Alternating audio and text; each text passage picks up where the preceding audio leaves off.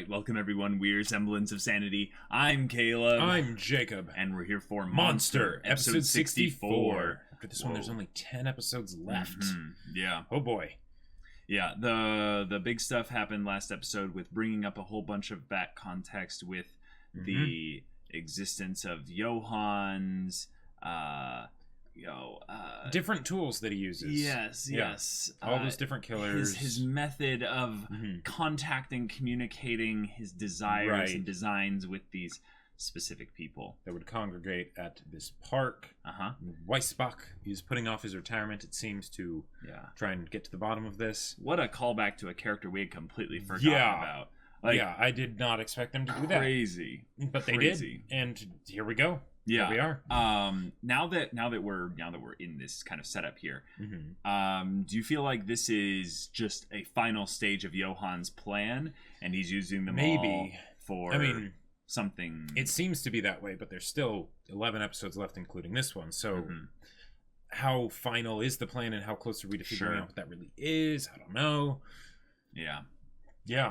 Yeah, Gillen was helping Weissbach out with all this, which was cool to see him. That he's been constantly churning away, developing his case to prove not only Johann's existence, but to clear Tenma's name. Right. So, yeah, guys, Monster, heading towards the end. Yep. Without further ado, let's get into it. I had a feeling it was going to be the baby. Yeah. 目には見えないところだよ。 Baby's depression. Interesting. About his own insecurity. 赤ん坊はいつもこんなもの食べてるの？だが一緒に食べる相手によって食事はうまくもまずくもなる。私なんかいつも一人で食べてるから。あなたは大勢で食べるの？ああ、何人も金を払って呼んでくる。That is depressing. なんでそんなことするの？今思えば何人呼んでも賑やかに騒いでも一人で食事しているような気分だった。It's probably his narcissism.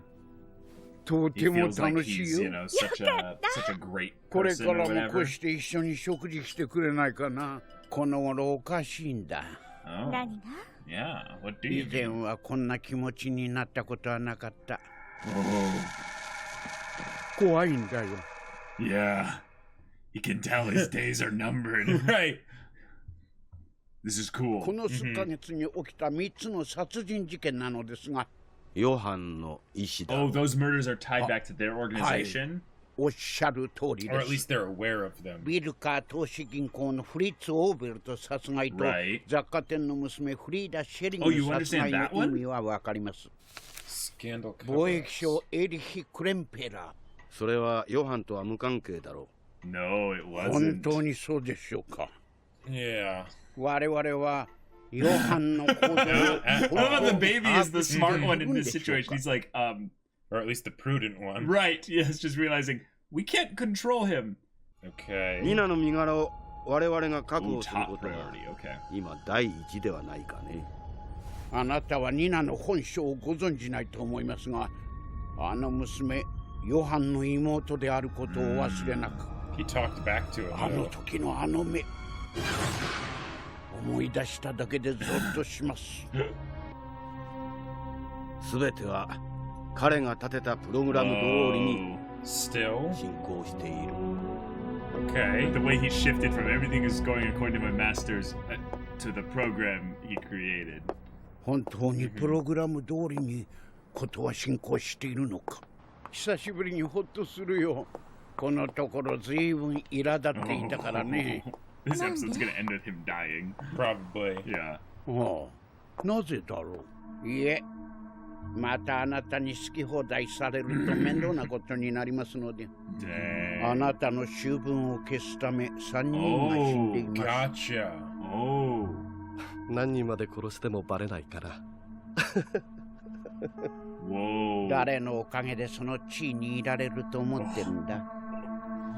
組織の4人の統率者、チャペック氏、そして亡くなったあなたの父上、その父上の後釜に座ったと思い込んでいるようだ Late が、 father. Did he end そう up 簡 killing 単 him? にはいかない。あなたの抱えている醜聞、私は全て知ってるんですよ。それを知っている人間がどうなったか知ってますよね。Crap, yeah. Baby's done. It's weird. They're making a room for the baby. Yeah. 私も Now the thing is that is she just someone who's paid to get close to him to, you know? ボディーガードなしでこう Yeah, して probably. 街を歩いたのも久しぶりだ。大丈夫？送っていこうか。君が私を守ってくれるっていうのかい？これ少ないが。いらないよ。え？ I'm getting paid by someone else. さよなら。Wow, he's being strung along so well if this is her game. 私はいつも人を金で買っていた。Dang.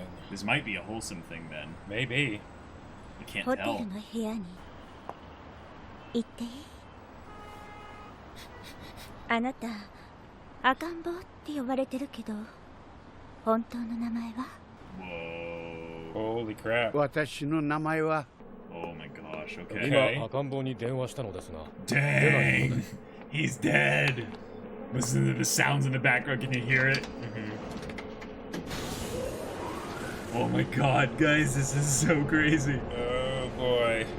Monsters, sound design in the background. It's just so good. So good. So My heart good. is already racing. Yep. And there she is. Oh, the shower. Something is still running. Oh yeah. The bath. Yeah, he's dead. Yeah. Yeah. Holy crap. Dang.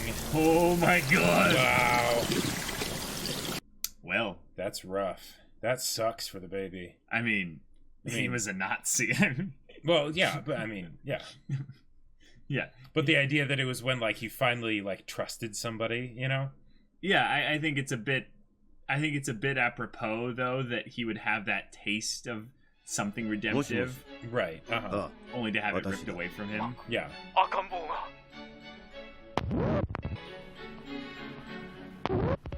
殺されています。 Okay.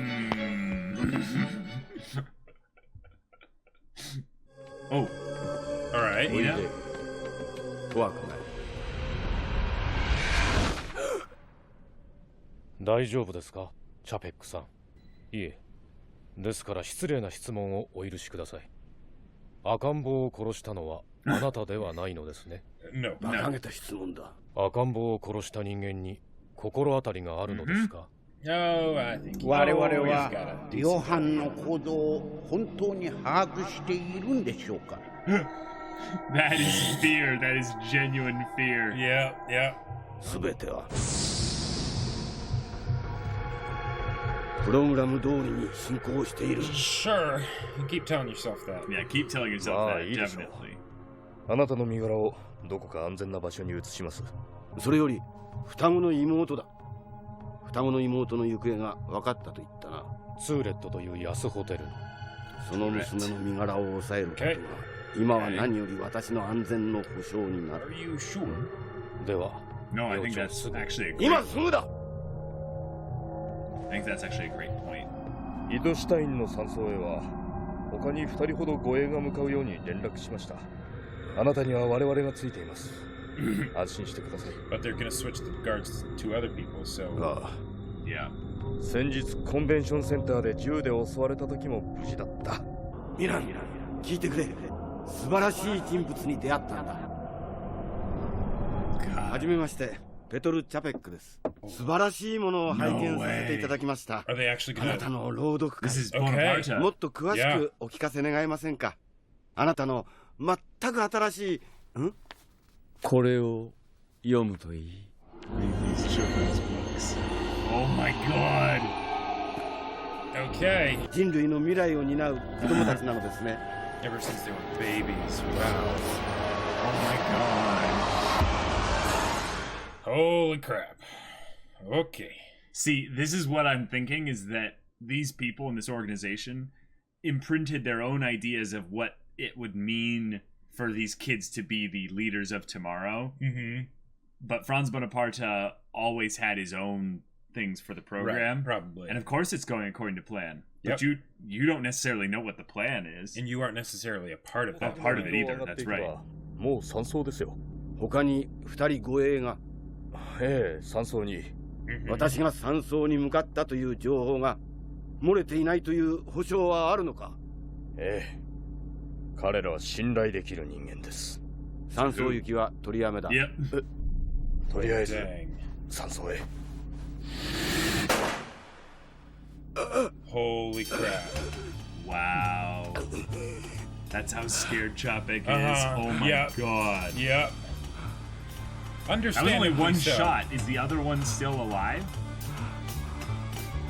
He was just pulling out a lighter. Yeah. Wait, so he killed both of them? Or I guess there was... I thought there were 2 bodyguards in the Maybe car. they both weren't... Not both of them were driving him there. Or... Okay. Jeez. Wow. The way they do the sounds in this freaking show. Yep. It's so terrifying.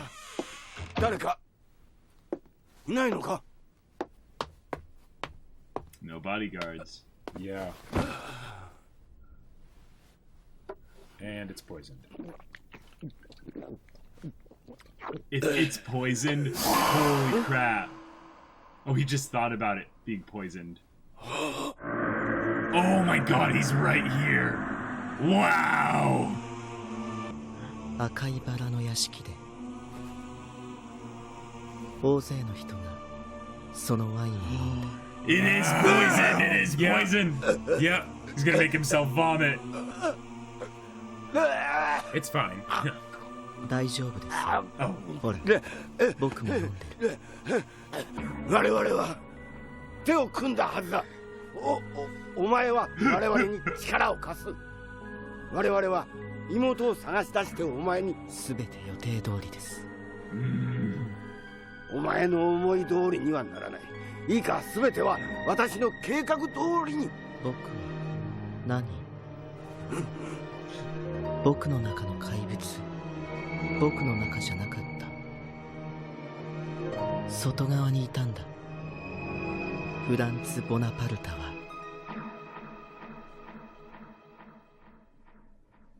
生きているんでしょ。Oh, yes! All right. Yes! All right. Yes! Okay.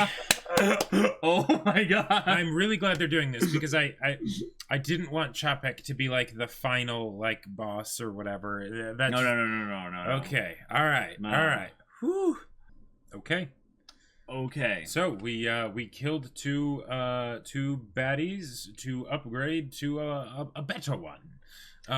So okay, when Capek was introduced into the story, now not when he was introduced and when we were getting like visual cues of him, flashes of him, but when we actually figured out that he was a person who studied underneath Franz Bonaparte, it seemed like we were with Milan. Right. It seemed like we were needlessly introducing a middleman, basically someone who would basically cut us short from what we really wanted, which was an eventual conversation between Franz Bonaparte and Johann. Now, here's the thing. Franz Bonaparte might be alive. Well, and if Johann said it at the end of an episode, then I would say it's a guarantee that he is alive. Now here's the thing that's because it would break Johann's rule of cool, you know. Now, here's the thing that might be interesting about this, though, is that the whole thing of the disciple, his late father. Oh, could that be?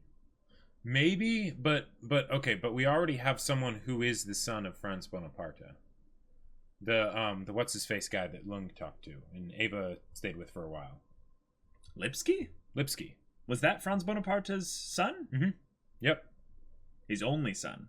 Well, we don't know that. But assuming that Lung wasn't wrong, he was Franz Bonaparte's son, but that's still But okay, but I don't know. Okay. So here's where things could get, I would say, a little bit interesting there. Is that Franz Bonaparte being alive, I think, would be a great big secret of the whole Red Rose Mansion incident.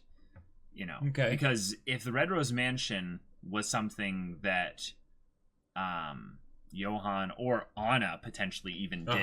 Right. Now, I think we're getting a little bit more confirmation with this, basically saying that Johann was the one that did it. Even though she remembers running and like scratching herself on the rose bushes and everything, and right. For all we know, Johann could have gleaned that information from talking to her. Right. The point is that happened. A lot of people died. Mm-hmm. I think we assumed up until this point, somewhat, not like completely, that Franz Bonaparte died in that whole that whole thing.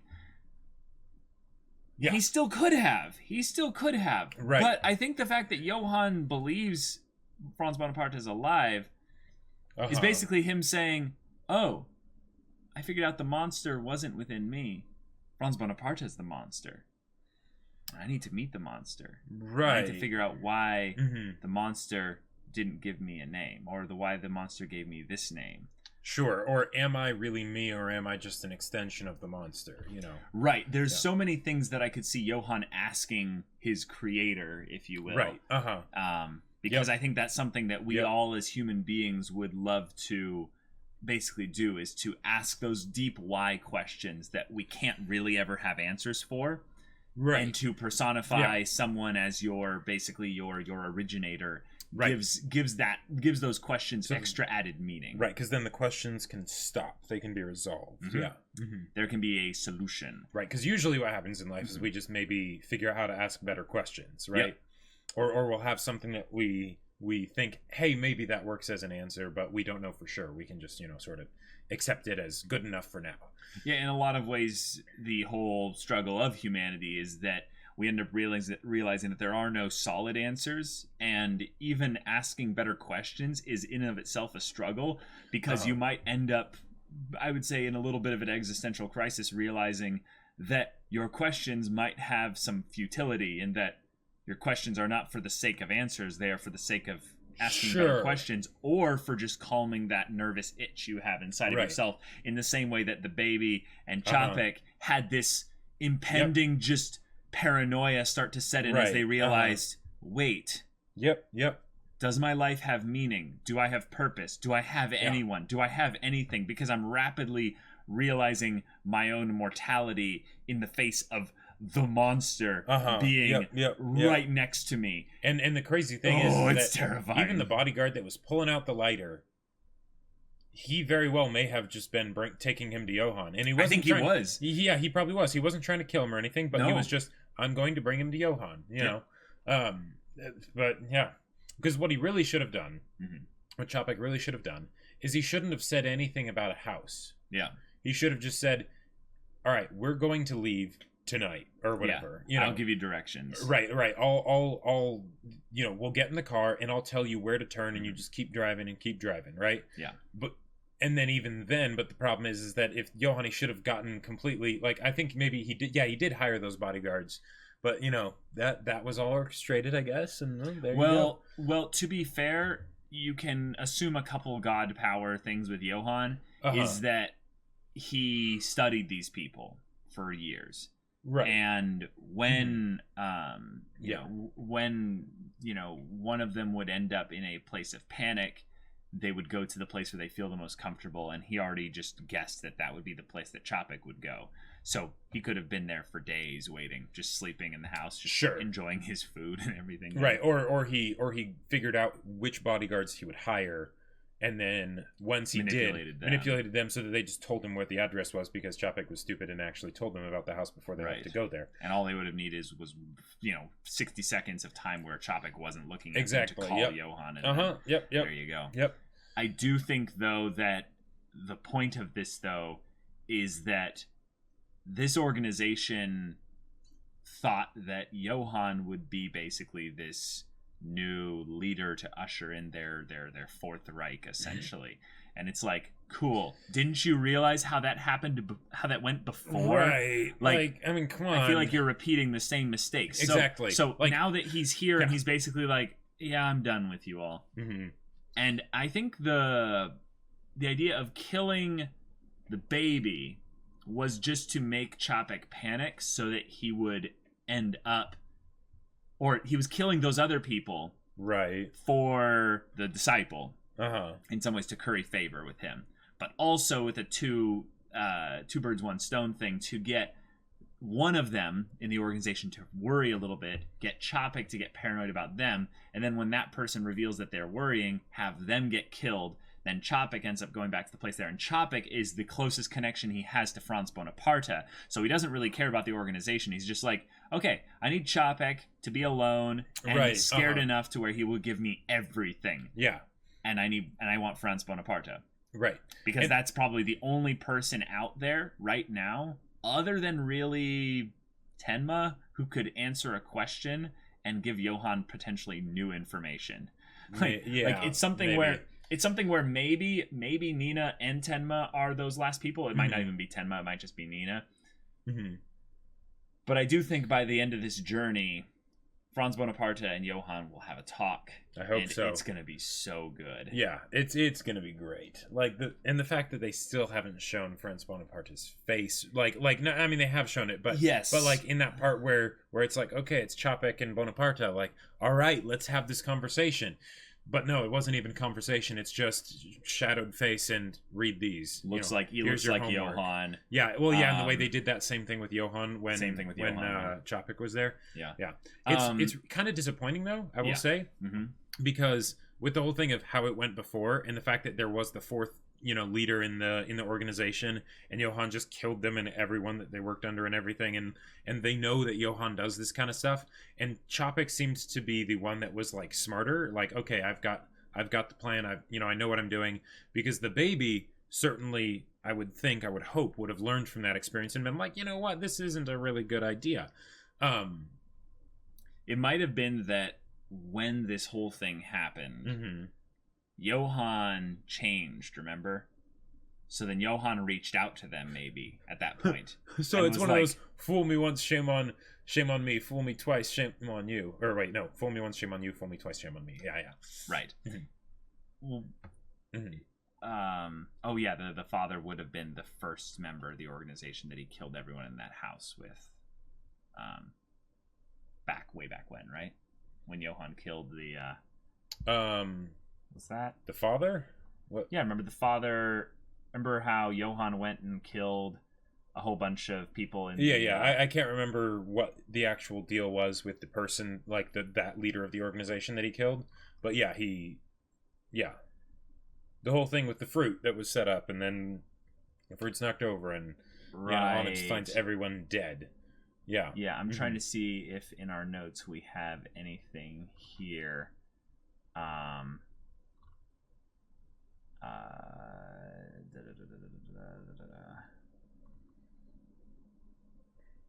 Okay. Well. Yeah. But Okay. So Franz Bonaparte is alive. I'm really glad that he's alive. I didn't like the idea that he was dead. Was just dead after they'd built him up so much, because it seemed like they were just putting off the whole answering the question and then just saying, we're not going to answer it, Well, they still could do that. They still could do that. But I feel like if they do that here, they'll be able to do it in a way that feels a lot more satisfying rather than just avoiding it, Right. Like intentionally answering it with a non-answer rather than passively. Yeah, Johann basically hits a dead end. Franz Bonaparte is like, I don't know. Like, imagine he's so old right now, he has dementia. Yeah. Like, he's just like, I don't remember. Or he's just like, well done, my son, or something like that. Yeah. Yeah. Yeah, or he gets into some whole thing about how he's actually a clone. or Johann talks to him and it's just disappointing, and he's like, oh. Well, I mean, thanks for getting me this far. Right. But if anything, I think that Johann talking to Franz Bonaparte will be his undoing. Johann's undoing? Johann's undoing, yeah. Interesting. I could totally see that happening, but at the same time... Not like immediately like shooting himself or anything, but basically he changes again upon talking to Franz Bonaparte, but on a degree, like a slight degree off. Okay, yeah, I can see that. Because when I think about this, it feels almost like a coming-of-age story for Johann. It is. And and the thing is that with coming-of-age stories, there has to be that point where basically they reject the old, right? They choose their own path, they choose their own way, and they're able to go farther than what came before, and and all that. And the question is when did Johann hit that point? is that a point that we're going to see him hit in the future, or is it that he hit that a long time ago? That's an interesting question. I really like I really like the trails that question leads you down, because Johann had, I would say, moments where he was willing to go without Nina or / Anna. I think that was his real coming of age bit there. Okay. Was that he basically chose, maybe in some ways, something that we've been theorizing for a while. Mm-hmm. He chose protecting Anna / Nina over his own happiness. Yeah. But then he ends up reverting back to maybe the scared child when he sees the Monster Without a Name book. And then he has to go on an identity search again. All right, yeah, I like that. And basically, this whole thing is the organization thinking, oh, we've got him now. We've got him now. He's back to his programming. Okay, cool. We will dangle the carrot that he wants above his head without actually dangling it there by saying that we have a plan. Like and he'll be like, yeah. And they introduce him to the disciple person and everything and all that. Yeah. And they'll use him basically as the substitute Franz Bonaparte. But not really as alive. Right. Yeah. So, and maybe that's the thing. Maybe that's what the disciple essentially told him, is that he betrayed the organization and was like, you realize, right, that like in order for me to be taught as a disciple, like Capek's not that good. He didn't understand the material that well. Right. I was actually taught by Franz Bonaparte or something. That's actually a really good point. The age of the disciple and Johann are probably, there's almost no age difference, I would say. Sure. Probably right. Would you say that maybe he's a little bit younger than Johann? Like maybe a little bit younger. Yeah, maybe. Okay, because if he's a little bit younger, just a little bit, he could have been at the same readings. Okay. And then it wouldn't have been necessarily a thing of him betraying the organization. It would have been like, oh, they've been updating things. They've been getting stuff. Sure. So that it's only logical that Bonaparte is still alive. But that's the thing. That's the thing that still seems a little bit off. Is that why would they be so worried about whether or not things are going according to the program if Bonaparte is alive? Right. Because if he is alive, they could just go and talk to him, right? Or it's not that case.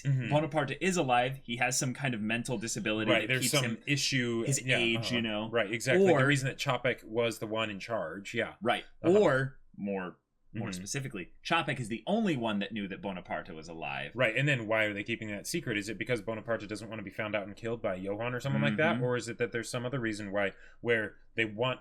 The fact that he's alive is important, but, he's deranged or something like that, so he can't actually do what he used to be able to do, or something along those lines.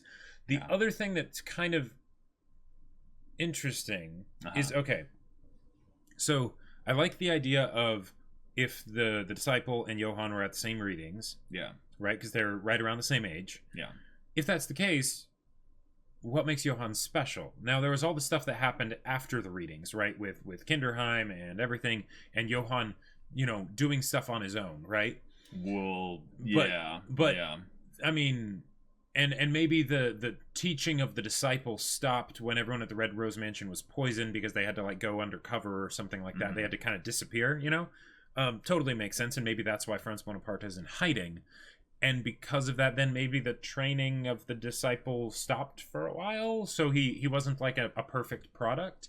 But if that's the case, you can't have two Johanns, and maybe Johann was the best and most promising. He was a prodigy among prodigies. But I think the twins is actually the clue about that. They knew they couldn't have two Johanns because the twins were put into the same setup there. And that's probably where the whole issue of Johann and Anna being nature the same person. Nurture, because they're twins. Yeah. Well, no, because they were intentionally switching them, maybe, and giving them the same thing, but only Johann, went that specific way because he was trying to protect his sister. Sure. Yeah. Yeah.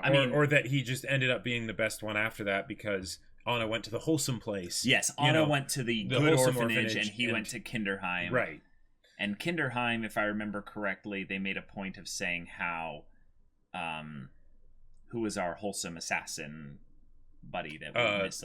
Grimmer, yeah, talked about how much like memories and things were, they like, just wiped away everything, screwed with them in there. That could be where Johann oversimplified his monstrosity personality into something that he had been programmed towards, and that was all he could hold on to. But he lost connections with people, with the ones that he cared about, and he basically held on to two things, like Anna and just the programming of Red Rose Mansion. And then he ended up killing everyone there in the same way, like the Red Rose Mansion. Yeah, maybe that's what it is. It's that, like, you know, draw wisdom from an abundance of counselors. So, like, Johann got all the training from the Red Rose Mansion, but then he went to Kinderheim, and then he got even like a different kind of training that basically covered different bases. So maybe the disciple, maybe the reason he's not on the same level of Johann is because he mastered all the same kind of stuff that Johann did. But then it's like that was all that Franz Bonaparte could teach him. And then because of that, that's just sort of what he has, and maybe he got better at it. But then whereas Johann, he just kept on going all over the place and, you know, learning tons of stuff. I don't know. Yeah, and Anna then would have gotten, I'd say, a little bit of emotional healing from the whole Red Rose stuff. Or maybe just it was something that didn't get the opportunity to activate. So it was just something that, oh yeah, it's always there, but I never and the baby used glimpses it when you know she's about to kill someone. You know, that part of her that was dormant kind of reawakens.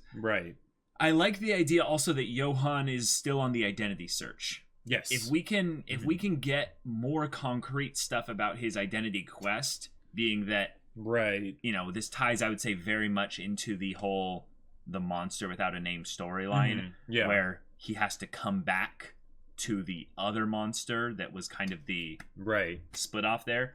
If we throw kind of one of our original interpretation of that being Anna and Johann out of the equation, and we say that actually the thing is that it was Bonaparte and Johann, then everything is actually still going according to the program.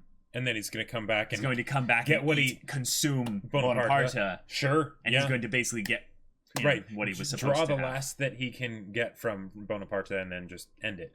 And then that way he'll kind of like, because if he takes out the organization, he takes out Bonaparte and everybody, then the only people that know about him are really the people on Tenma's side that have been looking for Johann, and then he could maybe, and then that's how they could do it. They have that, Johann resolves that, and then basically it's like, okay, now all that's left is you guys, right? And then now it's like, all right, final battle on this front. And he knows who he is at that point. Like, Johann has basically solidified his name. He's like, I am Johann. Or I am no one. Or I am no one. I am the monster, basically.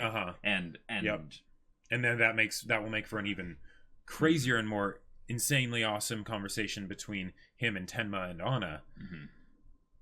Yeah, and we still haven't had Eva try to make her assassination attempt yet. Yeah. Unless they're going to have it be something where it's like, oh no, this happened in parallel because of course Eva failed, so. It is happening in parallel. It has to be, because what's happening right now is there are characters that are right next to each other in terms of geographical location.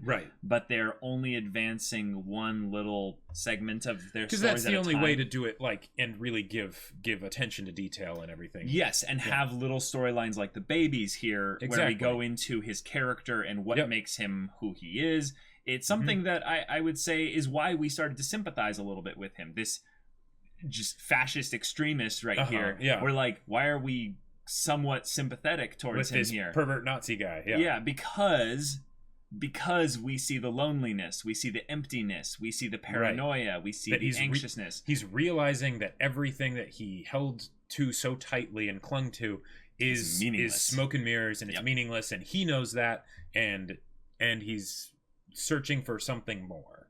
You know, and I thought that the whole aspect of him wanting a distraction by paying a companion to just to escort him around places and have food with him and stuff, he's looking just to have a companion basically, a connection. And it's so genius that Johann basically, I don't know, maybe imprinted a little bit of his abilities into this woman, so that she knew a way specifically to make him feel like he was being heard or listened to, or she already knew how to do that, and then basically he just gave her the tools. And then later, that night or whatever, he's just like, okay, cool, here's this thing, here's what I want you to do, Yeah, I also really wonder if once she asked to go back to his hotel room, if he already kind of knew at that point. Oh, sure. Like, he was basically like,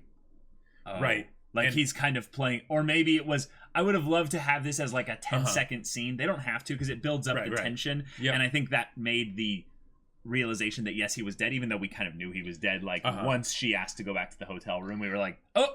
Right. And well, the thing is that I feel like it's one of those things where it's like, okay, the odds that this is something where I am going to die are too high that to make this a good idea in any way. Like, because there's some point where it's like a little bit, you could die in a plane crash, right? But don't be paranoid. But this is like, okay, no, this is a bad idea. Yeah. But the idea that maybe, just maybe, she's actually telling the truth, that maybe she's being vulnerable and honest and sincere with him, that was worth enough to him to risk it.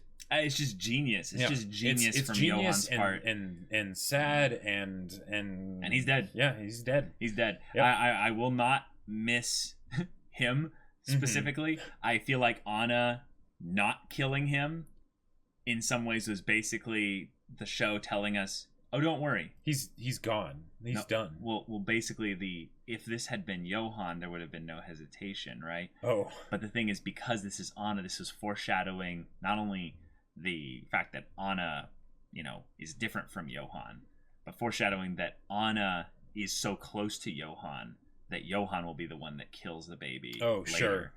And him even recognizing the Johann in Anna, not the Johann in Anna, the monster in Anna when she was staring at him Anna with the gun. and Nina, yeah. Yes, exactly.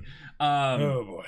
Okay, so this show, y'all, good monster. stuff. Capek is still technically alive, right? Although he has not necessarily been poisoned, but he hasn't been poisoned as far as we know, right? But he's about to get interrogated by Johann, right? And he's as good as dead at this point. Like, Johann could spare him, but I mean, sudden backstory development of a side character equals horrible, tragic death. And the thing is that, like, even if he does survive, I feel like Capek will be nothing. He'll be such a husk at this point. Like, the only reason Johann would not kill him is if either he had further use for him, or he had a way that he could harm Johann or someone that Johann. Is, or he just determined, no, I don't even need to kill him. I think that Johann will kill him because it fits with the whole thing of Johann. Right, it wouldn't make sense for Johann to cleanse his past. Exactly, and just to be sure that he's sure, Yeah. It's also something quite interesting that Johann has gotten so far with, I would say, not this much personal touch on things. Like, we can maybe get a whiff of Johann's, like, influence in specific things, but this is probably the most personal touch Johann's given to a specific matter since that time with what was the cop's name, the young investigator detective? Richard. No, not Richard. That was back in Munich. I'm talking about in Prague, the young boy investigator. Suk. Suk, thank you. Yeah. Yes. Hilarious name, Suk. Yes. Yeah. Suk's to be you, but seriously. So I had a really twisted thought. What's that? Okay. So, you know how when you're a parent, there are certain things that you might let a babysitter handle. Right? With your kids. Because it's like, okay, but I've never make sure been it's a parent. Okay, but just think about what you're concept. saying. You have someone that you trust that's the babysitter, and and they help maybe take care of certain things with the kids. But there are certain things that a babysitter shouldn't do because that's the parents' duty. Yeah, you call me for that. Exactly. Yeah, it's the handling the important stuff in the kid's life.